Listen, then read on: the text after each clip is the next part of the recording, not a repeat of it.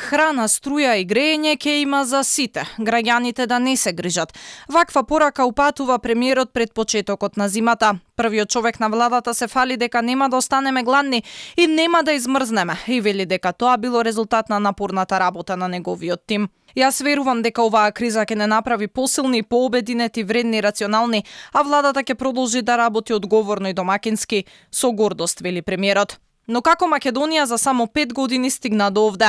Од водечка економија на Западниот Балкан до економија на работна рецесија со огромна инфлација во која голем дел од граѓаните не знаат како да го закрпат денот, а не пак месецот.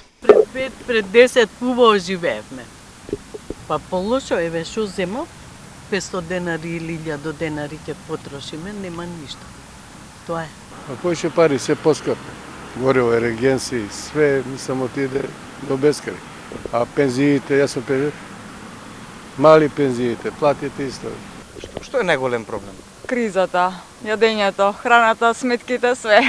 Синдикатите останаа изневерени. Зголемената минимална плата веќе ја изеде инфлацијата.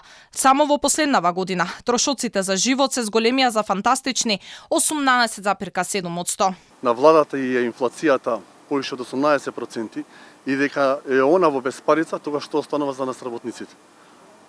Работничката борба продолжува. Владата не се ги исполни своите законски обврски кои што ги има во делот на законот за минимална плата. Веќе нема синдикат што да кажеме пофалува владата. И земјоделците се крајно разочарани. Ситуацијата како да кулминираше оваа сезона.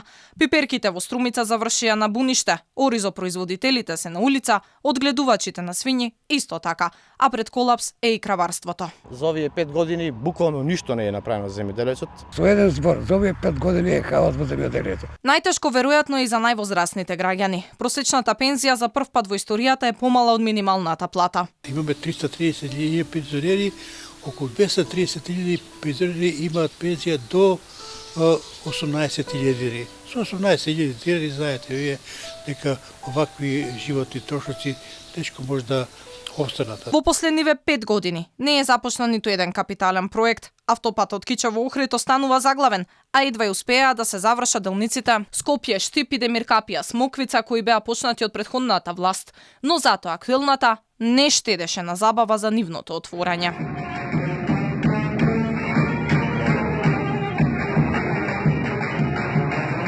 Се штеди на се, освен на владините набавки. Пред да дојдат на власт, ветуваа крај на луксузирањата, но сега купуваат скапи автомобили, бифтеци, октоподи, златни чини и кожни гарнитури. Бројот на возила што ќе ги поседува државата и јавната администрација ќе го намалиме за најмалку 50%. Нема да се купува нов мебел за опремување на министерските кабинети за време на целиот мандат. За економскиот епилог од владењето на Оската СДСМ дуи веројатно доволен е само податокот за јавниот долг за 5 години. Јавниот долг е зголемен од 4,7 на 7,2 милиарди евра. Останува прашањето, каде и како заврши овие 2,5 милиарди евра, кои треба да ги враќаат и идните генерации. Кои проекти се започнати и уште поважно, кои проекти се завршени.